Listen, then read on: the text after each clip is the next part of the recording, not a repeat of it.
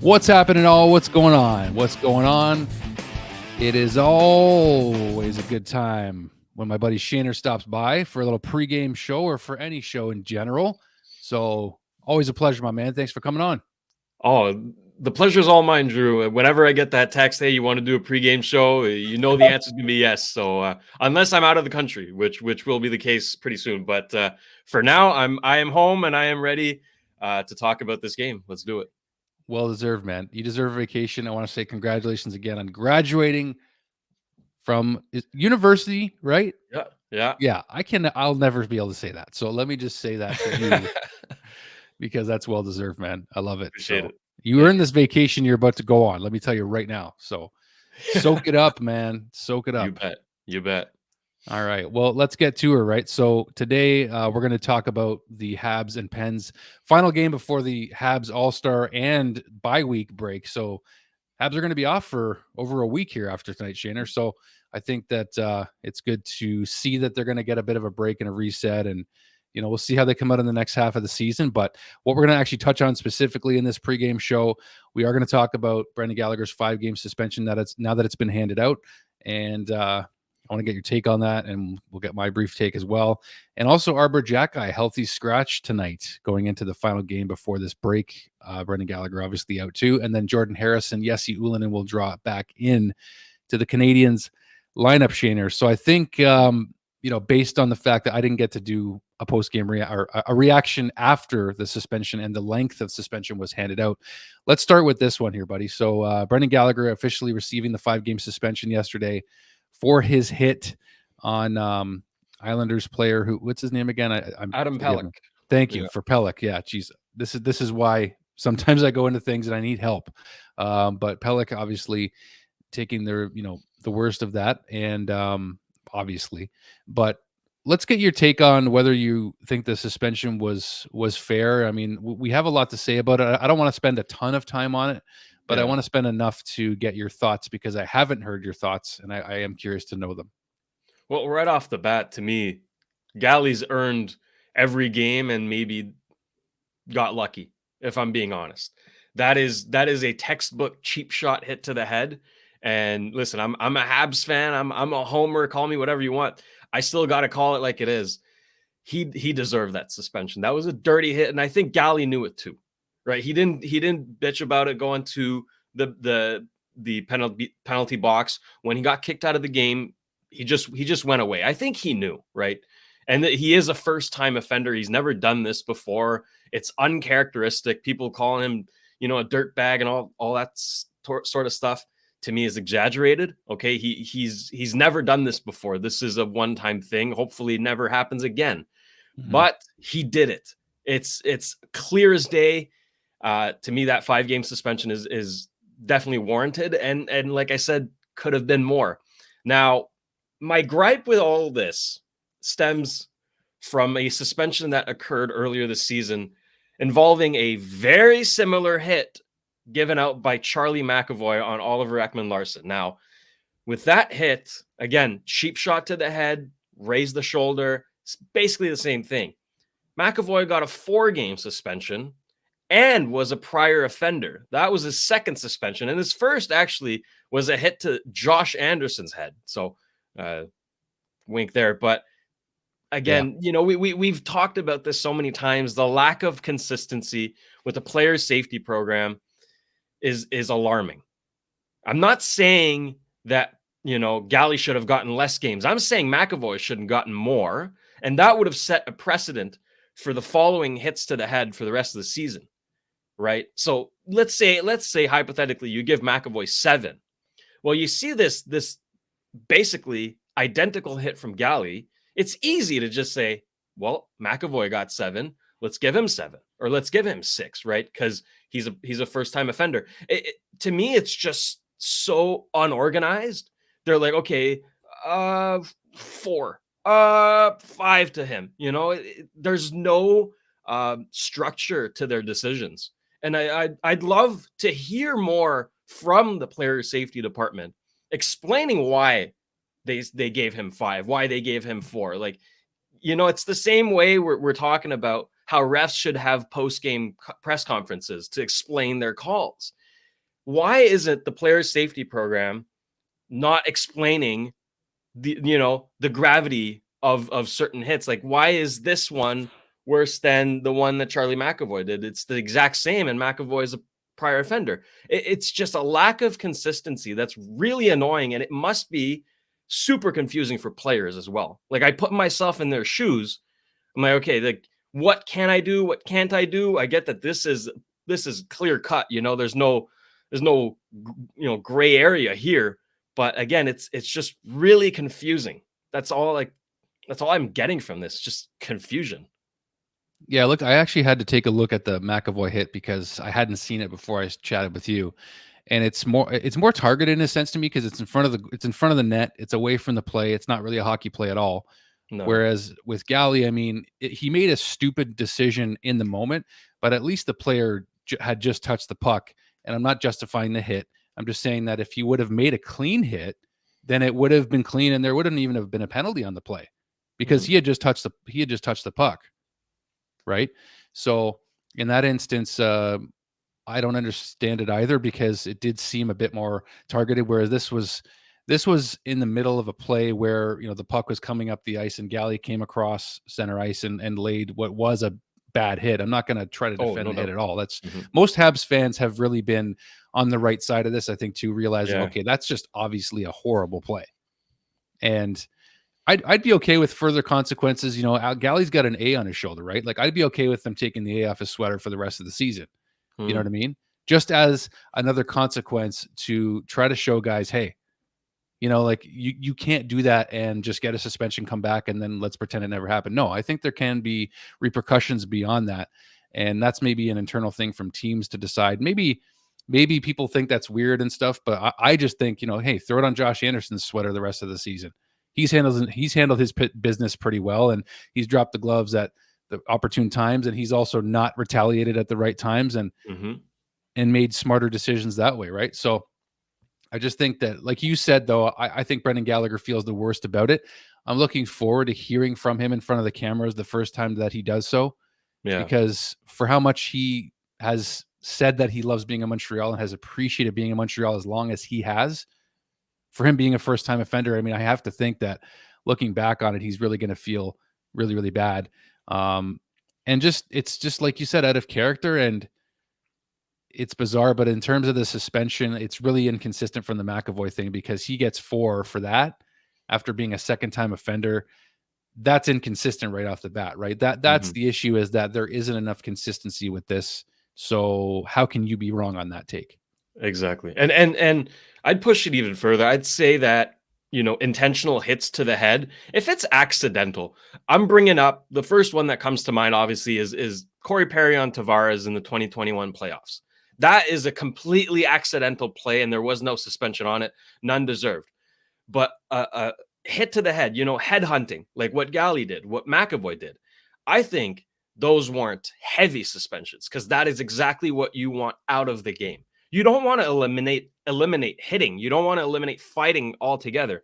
But dirty, cheap shots to the head need to go. There's no place for that in hockey. So I would be all in favor of actually pushing those suspensions way beyond 4 or 5 games, even for first time offenders. That can actually end someone's career and have lasting effects for the rest of their life. Now, I have no idea how Adam Pelech is doing. I'm hoping he's fine, but he did not look fine on the ice when it happened. Like, he looked out of it, and I really hope he's okay. But hits, like, let's reverse the situation. Let's say that it was whichever Islanders player hits, let's just say, Caden Gooley to the head, right? How are Habs fans feeling right now? Pretty terrible, right? That they would be furious. And Gooley's probably going to be out for a while if that's the case, and hell, his career might be in danger. Like, these kinds of hits are just so bad. Like, they have no place in the game. And again, Galley is not that kind of guy, right?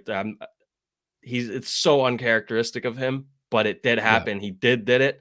I'm sure he's going to own up to it and apologize, but they need to go away, and you have to impose a more severe sentence on that, in my opinion.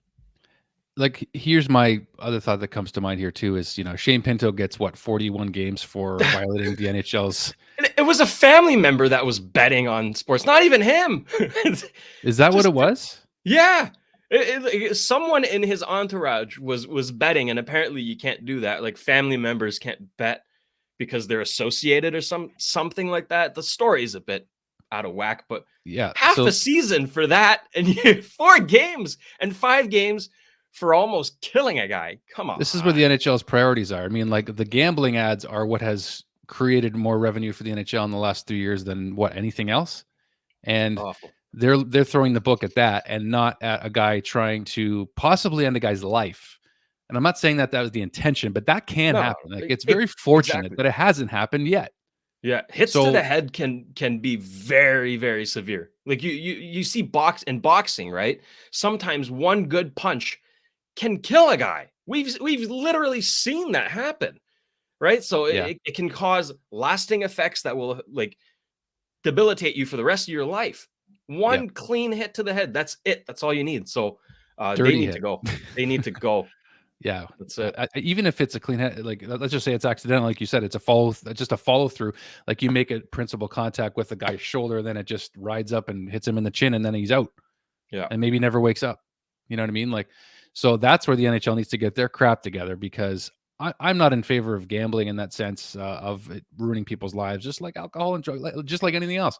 I mean, Mhm. I didn't expect to spend this much time on this, but that's the thought that I couldn't ignore that came to my head is, you know, Valid. and it wasn't even Shane that was gambling. I mean, that's just, I don't know. I don't know where to stand on that, because we didn't look into, I didn't look into that as much before the show here. But I will say that, I mean, come on, like, minimum 10 games for a headshot, like, first time offender or not, maybe more than that, right? Whether Yeah. the guy's injured or not.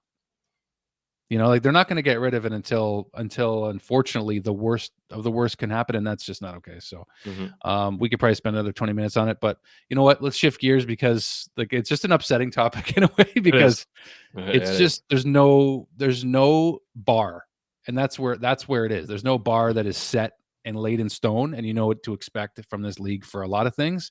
And this is one of the worst ones that they just haven't dealt with properly yet. So let's go to the lineup. So we got Arbor, Jacky, and Brendan Gallagher obviously out of the lineup tonight against the Penguins, and we have Jordan Harris and Jesse Ullinen in. So Jacky comes into Montreal the other night against the Islanders and gets a couple of penalties, and it was a trend for him earlier in the season before he was sent to Laval. So do you think that he's kind of facing the music again a little bit already for a lack of discipline, or what do you make of the roster choice here? It's tough, right? Because okay, like against the Islanders, Jack guy just got called up. You want him to play, and that's a physical team. It fits his style of play. He admitted to taking bad penalties, right? Unnecessary penalties. And he apologized. He's aware of that, right? If there was a problem, it would be that he's not aware, that he thinks he's doing the right thing. He knows he's not. So we're in the right direction already. Sitting him today, I don't have a problem with. Now, I read somewhere that Laval has like 3 games in the time that the Habs are off. So don't be surprised if he gets sent back down to actually play, Yeah, because that's what he needs to do is actually play. He knows not to take those bad penalties. We know that now. That's out in the open. He needs to get those reps to know how to not take yeah, those bad penalties. They're kind of ingrained in his system now, and he needs to purge that out. So playing more is only beneficial for him. I don't mind sitting him for 1 game. And Harris, it's not like you're bringing up a guy just for the sake of bringing him up. Like Harris is an NHL player. Like this guy also needs to play. Don't forget about him, right? yeah, Um, he could very well be a part of the Habs' future at the D, or could be a trade chip at some point. So you want to showcase him. You want him to play as well. And you know the surplus of depth at defenseman is a problem, a good one, but now we're seeing that it is kind of a problem, and something's going to need to happen. Um, and Alonen, I think we kind of figured if Galley was out, he was the one to come in, and I hope yeah, he takes advantage of this bad situation. Right, play to your best abilities and carve yourself out a spot in the team, because he hasn't really been able to do that so far this year. Um, Like the potential is high for him. If he can really find his groove, that's a guy that's pretty lethal on the power play. He's got a good shot. I like his grind. His forecheck is hard. He's just lacking consistency right now, which is normal. But hopefully he takes these games that Galley is out and makes the most out of it. Yeah, I think so. I mean, he's played pretty well overall. We haven't seen a ton offensively, but I see a lot of responsible play from Ullinen. That's what I think. Like he just looks, and he's pretty quick on his feet too. He's not. He's a player that fans have been clamoring to push him up the lineup, right? One player I think I have been impressed with more so lately in the last little while is Yoel Armia.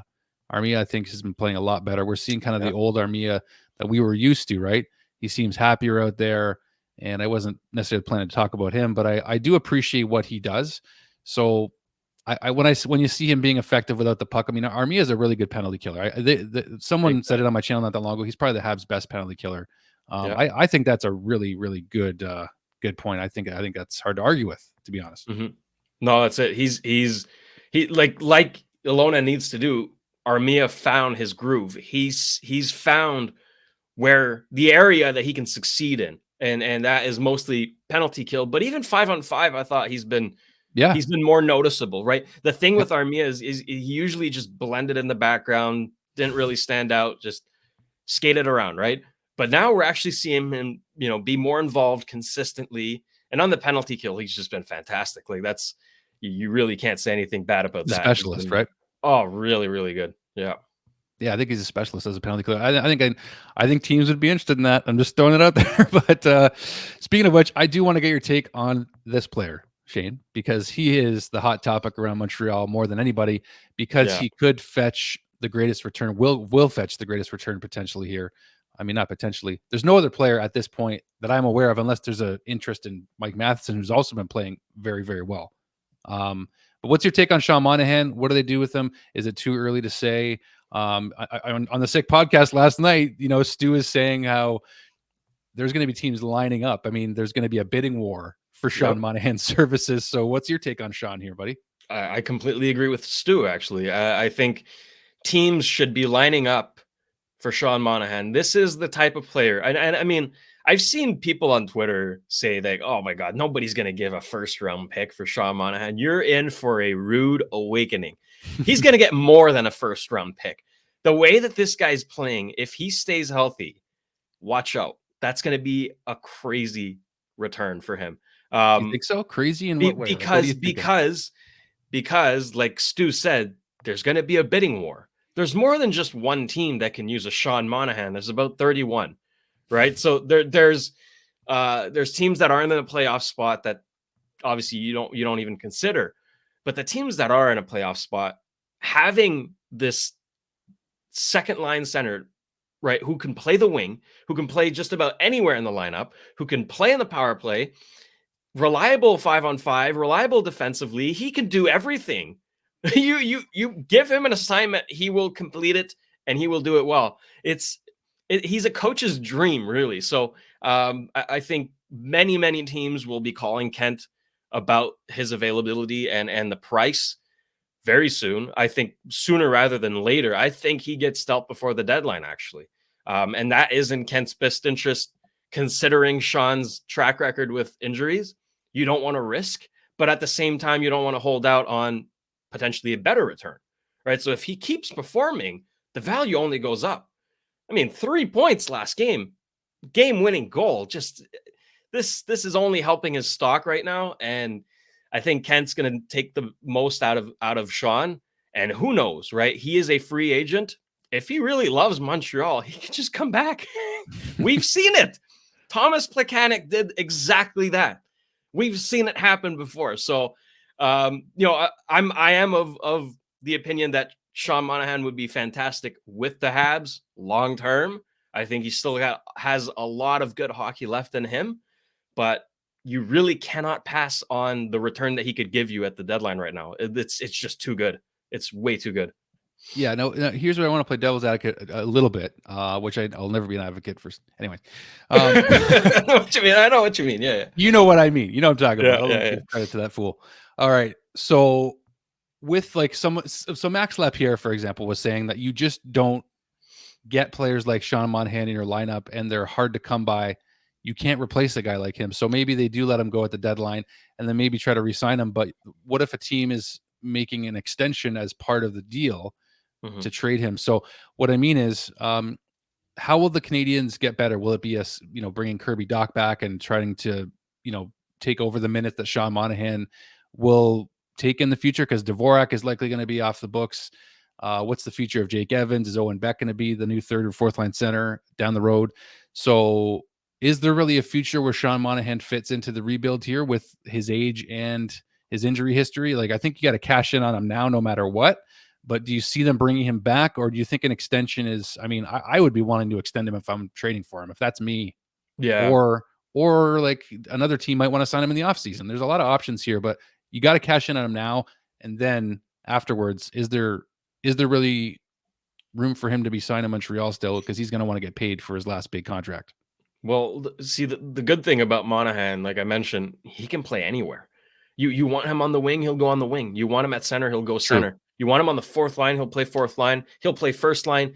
Like, he is just the perfect, and I hate that word, but he is the perfect plug, because you can plug him anywhere. And plug has a bad connotation to it, I'm aware, but Yeah. that's exactly what he is for a coach. He is just like malleable. You can just put him in any situation, and his veteran presence is really what the Habs would miss most out of him. He is one of the more experienced forwards on the team, and he will be even more so next year with more young players coming into the team. So that's why I would look at possibly re-signing him or keeping him altogether. But to me, like the his value at this moment, and it's only going to go up because he's playing fantastic. You have to cash in on that, like you said. You cannot pass up on an opportunity of getting potentially a first round pick and more. It's way too good, way too good. Yeah. I mean, like, I guess I'm just wondering because, Max made a point about, well, if they get a first rounder for Sean Monahan, and that's the biggest piece, say it's in this draft coming up, it might be like a late first round pick at best. So this trade has to make the Canadians better for the long term when they move Sean Monahan. So does a late first rounder good enough, or is it going to be a prospect that's going to be the key piece? What do you think is going to be the key piece when they move him? Well, looking at the track record of past trade deadlines, teams are more willing to part with draft picks over prospects.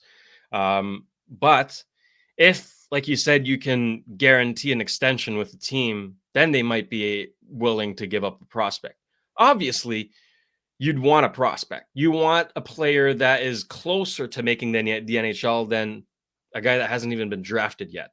Yeah. So ideally, it would be a guy in 19-20 range. 20 years old, I mean. But a first round pick, and listen, I've been, Grant and I have been covering the draft on Sick Podcast, Recruits Draftcast, Yes. and I can tell you this draft class is deep, very deep, like beyond the first round deep, where you're going to get a serious player. So I would not be mad at all with a bottom first rounder, because that's still going to be a really good player. Now, he's not going to be as ready as, say, a prospect that you'd be getting, but I would still do it, even if it's a bottom first rounder plus, because it's going to be more. You got Sean Monahan for nothing. You take a step back and just take a picture of that, right? You'd give up nothing to get Sean Monahan and a first, and then trade Monahan for another first and more, or you just turned nothing into gold, is essentially what the way I'm seeing it right now. So whatever Kent does, I trust. He's got, he hasn't let us down yet, right? There's not a single move that he's done where you can say, oof, that's rough. He hasn't. So I fully trust him. I think he's going to move him. You know what the thing is too, and I'm just realizing this is what I think we need to realize too. The whatever he acquires in a Sean Monahan deal, he might just redeal for another top six forward and make that part of that package, right? So this Exactly. is about asset management. So in that sense, whether it's a late first rounder or not, he doesn't have to keep it. At the draft, he could move that for another Kirby Dach or Alex Newhook type deal. That's probably what's going to happen with this pick that they acquired for Monahan. No, I'm most likely, honestly, like I said this on our last show. I think starting next year, I'm fully open to looking at moving picks. Right now, we're still in that mode of like taking on picks. We have 22 draft picks in the next 2 drafts. Yeah. That's insane. Obviously, we're not going to, like, the Habs aren't going to pick 22 players. A lot of those picks are going to get dealt. And that's when it gets serious. That's when you start to think, okay, let's start competing here. That's the fun part. That's what the rebuild has been all about. Getting to that point where you're actually trading your draft picks. So your point is very valid. And we saw it last year with Alex Newhook, right? We traded a late first and an early second for Newhook. And I think it was a wonderful deal. I'm all for it. So whether it happens this summer or next summer, I mean, they're going to be acquiring more picks in the Monahan deal. They're going to have 23 or 24 picks in the next 2 drafts by the time the Monahan deal is done. And then maybe a Jake Allen deal. Who knows if there's interest in David Savard or Jake Allen, which the plan is. I mean, he's playing tonight. I didn't even mention that. That's true. Jake Allen does start tonight against Pittsburgh. So I think there's going to be even more draft picks by the time this season is over in the cupboard for us, is what I mean. No doubt about that. No doubt. Yep. So there's a plan. It's still in place, everybody, because I know how we felt about this season, and this is a big break now for the Canadiens after this game. So I think it's time to embrace the future is still being shaped here, folks. So it hasn't been fun to wait though. This season, I got to say, there has been moments where it hasn't been fun to go up and beat Colorado and then the New York Rangers and then lose to the San Jose Sharks and the Ottawa Senators. Okay. So I get where everyone's coming from, but that's all I got for you guys. That's all we have for you guys. Shane and Deeks, just bringing you, the shows whenever we can, because we love to do that as buddies here. And, you've all really responded really positively. So maybe we'll do more of these stuff. I'll be open to it. Shane and the Deeks and Shane show, or Shane and Deeks, whatever you want to call it. But, we're working on it. All right, everybody. Thanks for tuning in, Shaner. Thank you as always, my friend. Have a good one.